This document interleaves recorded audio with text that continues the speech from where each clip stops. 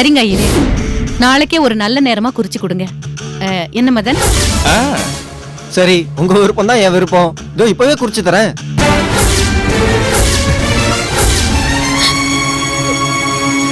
நிச்சயதார்த்தத்துக்கு உகந்த நாள் நாளைக்கு தசமி திதி, புதன்கிழமை. பொன் கிடைச்சாலும் புதன் கிடைக்காதுன்னு சொல்லுவா. அது நாளைக்கே அமைஞ்சிருக்கே. 10:30 12 வரைக்கும் நல்ல நேரம். அந்த நேரத்திலே நிச்சயதார்த்தத்தை பண்ணுங்க. பூமிகா, இந்த வீட்டோட மகாலட்சுமி நீதான். இத சாமி படத்துக்கு முன்னாடி வச்சு இந்த நிச்சயதார்த்தம் நல்லபடியா நடக்கணும், கல்யாணமும் சுபமா முடியணும்னு சுவாமி கிட்ட வேண்டிக்கோமா. இந்தா வாங்கிக்கோமா.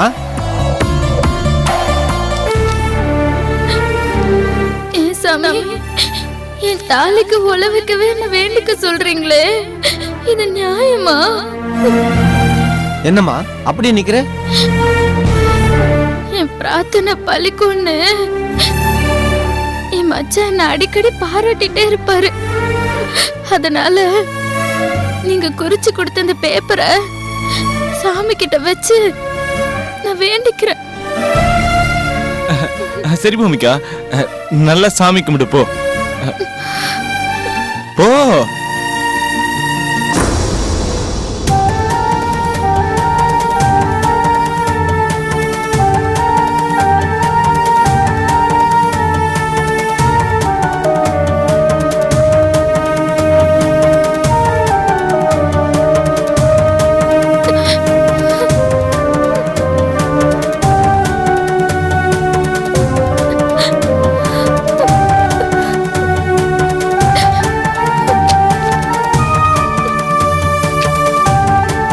நீங்க வேணா பாருங்க, அந்த மகாலட்சுமி வேண்டிக்கிறது கண்டிப்பா நடக்கும்.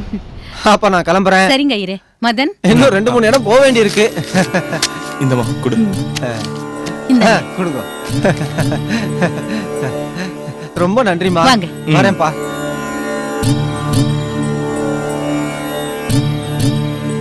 மா, எங்க போற? டேய், அவ சாமி முன்னாடி வச்சு வேண்டிக்காம பத்த வச்சிட போறாடா. கண்டிப்பா கிடையாதுமா. எப்படி இருந்தாலும் எனக்கு நல்லது நடக்கணும்னு தான் வேண்டிட்டு இருப்பா. அப்படிங்கிற?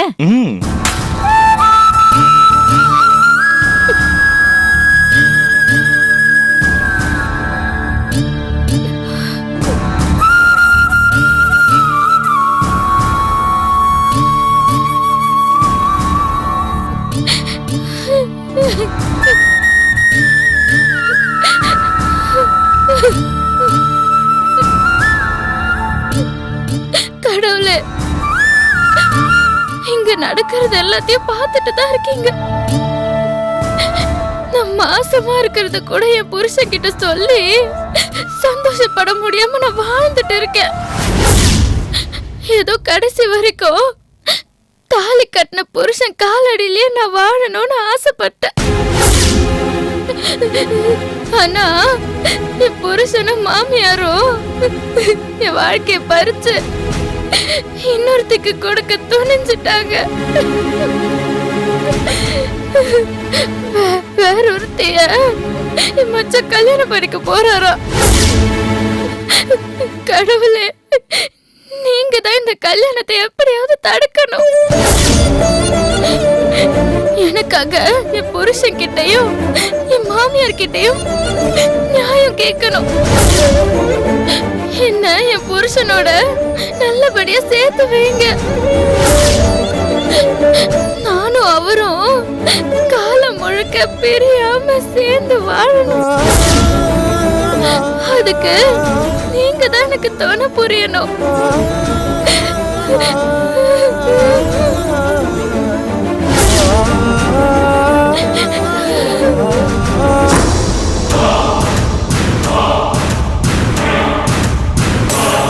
போனிக்ஸ் கம்பெனிக்கு எல்லாம் டெலிவரி பண்ணியாச்சா?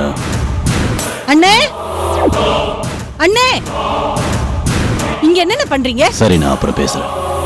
அண்ணே, எனக்கு ஒரு உண்மை தெரிஞ்சாகணும். என்ன உண்மை? சக்தி வச்சிருக்கிற மெடிக்கல் ரிப்போர்ட் நிஜமானதா இல்ல நீங்க வச்சிருக்கிற மெடிக்கல் ரிப்போர்ட் நிஜமானதா? நான் வச்சிருக்கிற ரிப்போர்ட் தான் உண்மையான மெடிக்கல் ரிப்போர்ட். சரிண்ணே, அப்ப நீங்க வச்சிருக்கிற மெடிக்கல் ரிப்போர்ட் பிரகாரம் சக்தி கன்சீவ் ஆக கூடாது. அப்படி கன்சீவ் ஆயிட்டா அவ உயிருக்கே ஆபத்தா முடியும். சரியா அண்ணே? கரெக்ட், சரியா தான் சொன்னேன். எனக்கு இங்க தானே குழப்பமா இருக்கு. என்ன குழப்பம்? பின் என்னண்ணே, குழந்தை பெத்தா செத்துருவான்னு தெரியும் போது அவகிட்ட மல்லு கட்டிக்கிட்டு அவ கர்ப்பத்தை கலைச்சிருன்னு ஒத்த கால நிக்கிறீங்களே, அப்படியே விட்டா தானா செத்துற போறா. சக்திய காலி பண்ணும் நினைச்சு உங்க திட்டமும் நிறைவேறும். சக்தி இருக்கிற இடத்துல என் பொண்ணு ரங்கத்துக்கு கட்டி கொடுக்கணுங்கிற ஆசையும் நிறைவேறும். ஆண்டவனே அற்புதமான வழிய நமக்கு ஏற்படுத்தி கொடுத்திருக்கான். நீ தப்பான கணக்கு போடுற காஞ்சனா. சக்தி இறந்துட்டா நீ நினைக்கிறது நடக்கவே நடக்காது. எப்படி சொல்றீங்கன்னு? சக்தி இறந்துட்டா பொண்ணு ரங்கத்தை உயிரோட பார்க்கவே முடியாது. அப்படி அவன் உயிரோட இருந்தாலும் பைத்தியமா தான் தெரிவான். நீண்ட நாள் கழிச்சு கிடைச்ச மகனை இழக்க நான் தயாரா இல்ல. அப்ப சக்தி கிட்ட இருந்து பிரிக்கிறதுக்கு என்னதானே வழி? சக்திக்கும் பொண்ணு ரங்கத்துக்கும் மனசளவுல பிரிவினைய உண்டாக்கணும். சக்தியை அவன் கொஞ்சம் கொஞ்சமா வெறுக்கிற மாதிரி சூழ்நிலையை உருவாக்கணும். சக்தி இனிமே நமக்கு தேவையே இல்லைன்னு அவன் முடிவெடுக்க வைக்கணும்.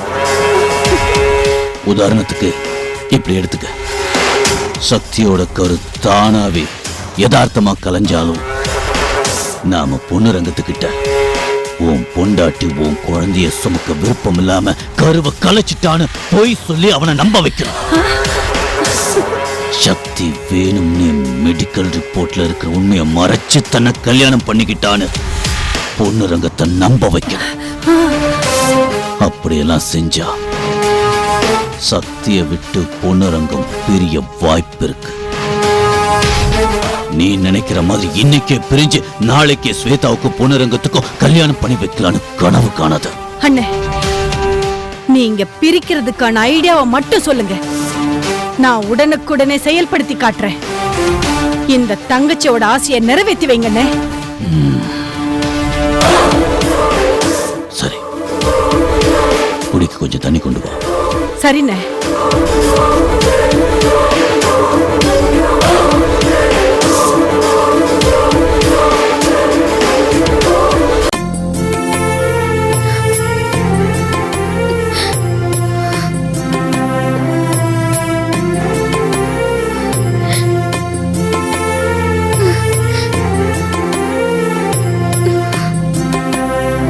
அம்முக்குட்டி, வர வர உன்னை என்னால சரியாவே பார்த்துக்க முடியல. தினசரி சுடு தண்ணி போட்டு குளிக்க வைக்க முடியல. நீ இந்த அம்மா கிட்ட கோச்சுக்காத. ஏண்டா, இந்த அம்மா மேல உனக்கு ஒன்னும் கோவம் இல்லைல்ல?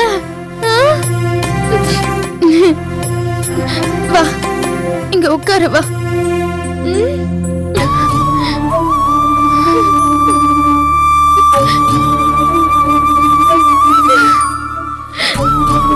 உங்க அம்மாவை உங்க அப்பா அந்த டாக்டர் வீட்லயும் வேலை பார்க்க சொல்றாரு.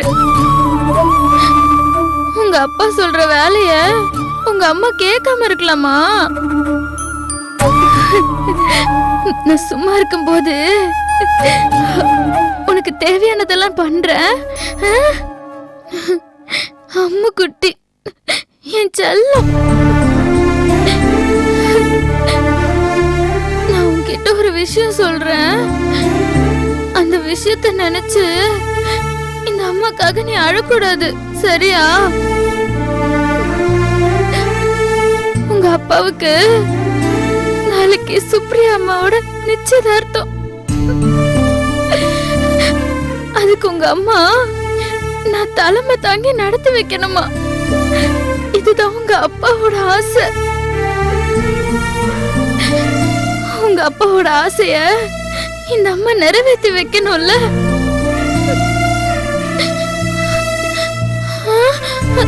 டேய், என்னடா, நான் தான் உன்னை அழக்கூடாதுன்னு சொன்னல,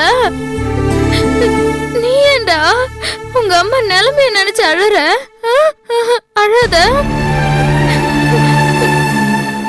இதுக்குதான் இந்த விஷயத்த உங்க அம்மா உன்கிட்ட சொல்லக்கூடாதுன்னு மறைச்சு வச்சிருந்த. அழாத. அப்படியே நான் உனக்கு சொல்லலனாலும் என்னைக்காவது உனக்கு தெரியாதானே போகுது. ஆமாண்டா, கண்டிப்பா ஒரு நாள் தெரியும் உனக்கு. அதனாலதான் உங்க அம்மாவே உனக்கு சொன்னத மரியாதையா இருக்கணும் சொன்ன.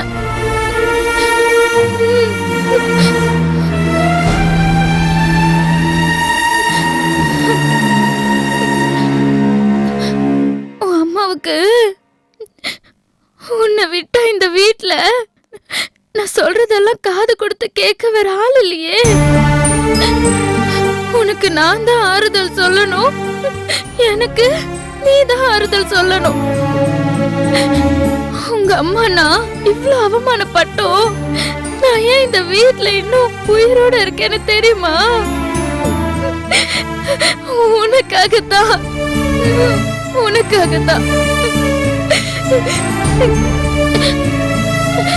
நான் அவசரப்பட்டு செத்து போயிட்டேன்னா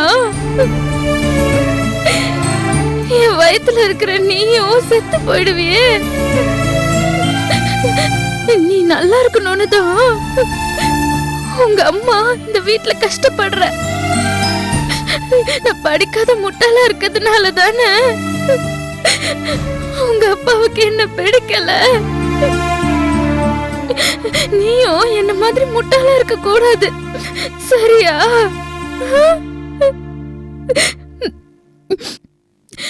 நீ படிடா, நீ டாக்டருக்கு படிச்சு உங்க அப்பாவை விட பெரிய டாக்டர் ஆகணும். நான் எப்படி உங்க அப்பாவை பார்த்து பயப்படுறேனோ அதே மாதிரி உங்க அப்பா உன்னை பார்த்து பயப்படணும். ஆமாண்டா, உங்க அப்பா உன்னை பார்த்து பயப்படணும், சரியா அம்மா குட்டி?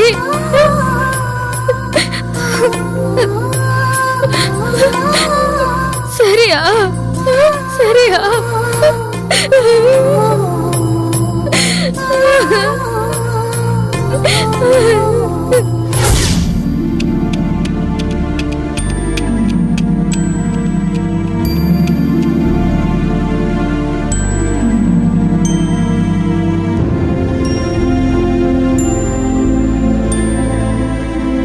என்ன மாமா, காலையிலேயே கலகலன்னு பேசி சிரிச்சிட்டு இருப்பீங்க, ஆனா ஏன் இன்னைக்கு இப்படி கவலையா உட்கார்ந்துட்டு இருக்கீங்க? ஆமா ஸ்வேதா, நேத்து தெரியாதனமா இங்கிலீஷ்ல வந்த லெட்டரை நான் படிச்சுட்டேன். அதுக்கு தண்டனை கொடுத்த மாதிரி சக்தி இந்த லெட்டருக்கு நீங்க தான் இமெயில்ல பதில அனுப்பணும்னு ஆர்டர் போட்டுருச்சு. அப்புறம் என்ன மாமா, அனுப்ப வேண்டியது தானே? நானும் ராத்திரில இருந்து கம்ப்யூட்டர்ல எப்படி இமெயில் அனுப்புறதுன்னு என்னென்னவோ பண்ணி பாக்குறேன், எதுவும் செட் ஆக மாட்டேங்குதே. எனக்கு இத பத்தி எதனா தெரிஞ்சதானே ஏதாவது பண்றதுக்கு. அதான் தெரியாதனமா இங்கிலீஷ படிச்சு வம்ப வேலை கொடுத்து வாங்கிட்டேன்னு எனக்கு கவலையா இருக்குது. அதுக்கு ஏன் மாமா கவலைப்படுறீங்க? என்கிட்ட கேட்டிருந்தா நானே உங்களுக்கு சொல்லி கொடுத்திருப்பேன்ல. அப்படின்னா உனக்கு இமெயில்ல அனுப்ப தெரியுமா? என்ன மாமா இப்படி கேட்டுட்டீங்க? நான் கம்ப்யூட்டரையே கரைச்சு குடிச்சவ, எனக்கு இதெல்லாம் தண்ணி பட்ட பாடு. அப்படியா? நீ அப்போ இந்த லெட்டருக்கு பதில் அனுப்பிச்சிருந்தேன் ஸ்வேதா. நானே அமிச்சிட்டா அப்போ நீங்க என்னைக்குதான் இத பத்தி தெரிஞ்சுப்பீங்க? சக்தி அக்காவோட ஆசையே நீங்க எல்லாத்தையும் நல்லபடியா கத்துக்கணுங்கிறதுதான். அப்போதானே உங்களால இந்த கரண்ட் லைஃப தாக்கு பிடிக்க முடியும். அதனால நானே இந்த லெட்டருக்கு இமெயில்ல பதில் அனுப்பாம இதுல எப்படி பதில் அனுப்புறது, சிஸ்டத்தை எப்படி ஆபரேட் பண்றதுன்னு நான் சொல்லி தரேன். அப்படி சொல்றியா? சரிதான், அதுவும் நல்லதுதான். என்ன பண்றதுன்னு சொல்லு ஸ்வேதா. ஃபர்ஸ்ட்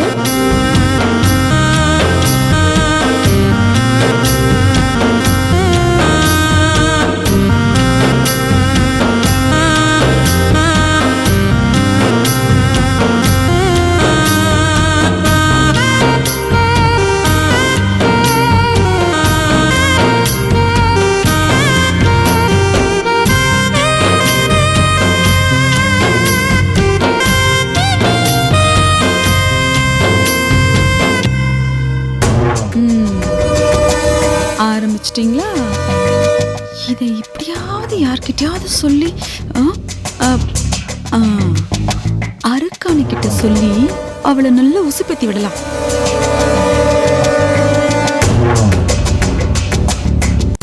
இப்படிதான் மாமா இமெயில ஓபன் பண்ணணும். ஐயா ஸ்வேதா கடலை கூட கடந்துடலாம், ஆனா இந்த கம்ப்யூட்டர் ஆபரேட் பண்றது இருக்குதே முடியாத போல இருக்குதுமா. ஆரம்பத்துல இப்படிதான் மாமா இருக்கும், அதுக்கப்புறம் போக போக உங்களுக்கு ஈஸி ஆயிடும். எங்க ஆபரேட் பண்ணுங்க. என்னடி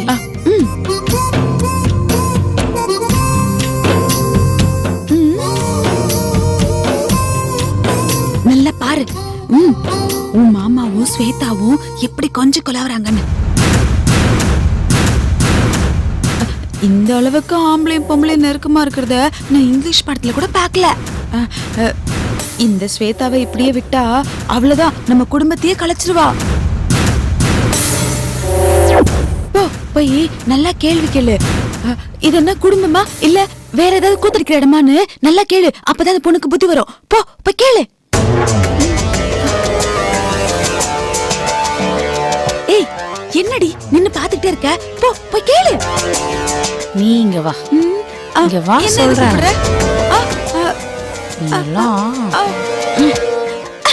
ஏய் அவங்கள கேள்வி கேளுனா என்ன தரதரன்னு ஏத்துட்டு வர? போய் அவங்கள கேளு போ. ஏய் ரமாமணி, என் மாமனுக்கு ஸ்வேதா கம்ப்யூட்டர் சொல்லி கொடுக்குறா, அத போய் இப்படி தப்பா பேசுற? பள்ளிக்கூடத்துல ஆனா அவனா கத்து கொடுக்கும் போது வாத்தியார் கைய பிடிச்சு சொல்லி தரா மாதிரி ஸ்வேதா என் மாமா கைய பிடிச்சு சொல்லி தரா. அத பார்த்தா உனக்கு தப்பா தெரியுதா? ஏய் என்னடி நீ கண்ணு முன்னாடி பார்த்ததுக்கு அப்புறமும் என்கிட்ட வந்து வியாக்கியானம் பேசிட்டு இருக்க? இங்க பாரு, அவங்க 2 பேரும் உட்கார்ந்து இருக்கிறத பார்த்தா உனக்கு தப்பா தெரியலையா? அப்படியே இப்ப தப்பா இல்லனாலும் பஞ்சையும் நெருப்பையும் பக்கத்துல வச்சா ஒரு நாள் இல்லனா ஒரு நாள் பத்திக்காதா? ஒன்னும் பத்திக்காது. பஞ்சம் நெருப்பு வேணா பத்திக்கும், ஆனா என் மாமன் பொண்ணுரங்க மனசு பிஞ்சு. அவர்கிட்ட நெருப்பு வந்தா கூட தன்னால அணைஞ்சு போயிடும். ஆனா உன் வாய் தான் நெருப்பு மாதிரி. இப்படி நல்ல உறவெல்லாம் இப்படி பத்த வச்சிட்டு இருக்க. ஸ்வேதா என் மாமனுக்கு சொல்லி தரத பாக்கும்போது ஒரு தங்கச்சி அண்ணனுக்கு பாட சொல்லி தர மாதிரி இருக்கு. தங்கச்சி அண்ணனா? இரு இப்ப மட்டும் அவங்கள அண்ணன் தங்கச்சின்னு சொல்றியே, அன்னைக்கு நாங்க எல்லாரும் நின்னு பேசும்போது அப்படியே பாஞ்சி வந்து அவங்க மத்தியில நின்னு அவங்க 2 பேரையும் பிரிச்சியே, ஏன் அப்ப உன் கண்ணுக்கு அவங்க அண்ணன் தங்கச்சி மாதிரி தெரியலையா? அது அன்னைக்கு நான் தப்பா புரிஞ்சுக்கிட்டேன், இப்ப எல்லாம் சரியாயிடுச்சு. இது பாரு, ஆனா நீ இனிமேல் தப்பா புரிஞ்சுக்காத. அவரை பத்தி ஏதாவது தப்பா புரிஞ்சுக்கிட்ட அவ்வளவுதான் பாத்துக்கோ. நீ போமா. ஜோக்குறது ஆனா உன மண்டையாட்டுறாள. எதையாவது சொல்லி இவங்க மத்தியில பிரச்சனையை உண்டாக்கலான்னு பார்த்தா எல்லாரும் நியாயம் பேசுறாங்க. எப்படி இருக்கிறதெல்லாம் இருக்கட்டும், இவ மண்டை ஆட்டுறத முதல்ல நிப்பாட்டணும். இதுக்கப்புறம் இதுல ஆமா சென்ட் போயிச்சா? சென்ட் ஆயிடுச்சு. அவங்களுக்கு போய் சேர்ந்துருக்குமா? போய் சேர்ந்திருக்கோம். அடேங்கப்பா, நன்றி ஸ்வேதா. பழக ரொம்ப நல்லாதான் இருக்குது, ஈஸிதான். ஆமா மாமா, டெய்லி பண்ணா எல்லாம் பழகிடும். நான் டெய்லி உங்களுக்கு ஒரு 1 hour கம்ப்யூட்டர் நெட்வொர்க்கிங் எல்லாமே சொல்லி தரேன். சொல்லுதா ரொம்ப தேங்க்ஸ் ஸ்வேதா. ஆமா, எனக்கு நீங்க குருதட்சணை கொடுக்கணுமே, என்ன கொடுக்க போறீங்க? குருதட்சணையா? சக்தி முதல்ல எங்க ஊருக்கு வந்தப்ப நான் அதுக்கு காளான் குஸ்கா செஞ்சு தந்தேன், சூப்பரா இருக்கும். அதே மாதிரி நான் உனக்கு செஞ்சு தரேன். ஓகே மாமா.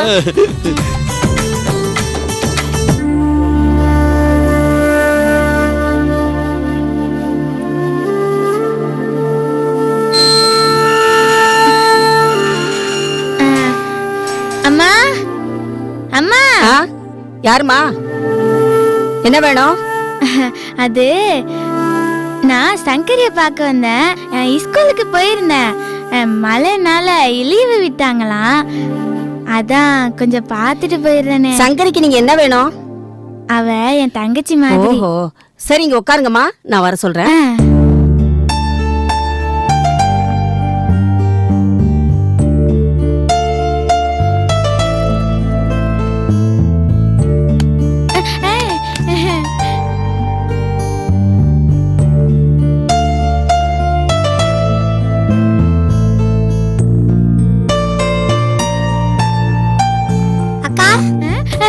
சங்கரி வா, இப்படி உட்காரு. என்னக்கா நீ என்ன தேடி ஹாஸ்டலுக்கே வந்துட்ட? உன்னை பார்க்க தான் வந்தேன். என்ன பார்க்கவா? என்னக்கா விஷயம்? என் மச்சானுக்கு என்ன பிடிக்கலையா? என்னது, உங்களை பிடிக்கலையா? நீங்க கேத்ரினா கைப் மாதிரி இருக்கீங்க. உங்களை போய் பிடிக்கலன்னு சொல்றாரு? அக்கா, அந்த டாக்டருக்கு சோடா புட்டி கண்ணாடி போட்டிருக்காருல, அதான் அவருக்கு சரியா கண்ணு தெரியல. நல்ல கண்ணாடியா வாங்கி கொடுக்க வேண்டியது தானே? என்ன சங்கரி நீ என் நிலைமை புரியாம பேசுற? அவரு வேற கல்யாணம் பண்ணிக்க போறாரு. நாளைக்கு அவருக்கு நிச்சயதார்த்தம் தெரியுமா? என்னக்கா சொல்ற? அவருக்கு தான் உன் கூட கல்யாணம் ஆயிடுச்சு. ஆமாக்கா, நீங்க இருக்கும் போது அவர் எப்படி வேற கல்யாணம் பண்ணிப்பாரு? என் மச்சான் நம்ம விவாகரத்து வாங்கிட்டு சந்தோஷமா வாழலாம்னு சொன்னாரு. அத நம்பிதான் நான் கோர்ட்ல எங்களுக்கு சீக்கிரமா விவாகரத்து கொடுங்கன்னு சொன்னேன். ஆனா அவங்க தான் இன்னும் கொடுக்காம இருக்காங்க. நல்ல வேலையா போயிடுச்சுக்கா. இனிமே நீங்க கோர்ட்டுக்கு போனா டைவர்ஸ் கொடுக்க மாட்டேன்னு சொல்லுங்க. அப்படியா? ஏன்? டைவர்ஸ் ஆயிடுச்சுன்னா நீங்களும் டாக்டர் அங்கிளும் எப்பவுமே ஒண்ணு சேர முடியாது.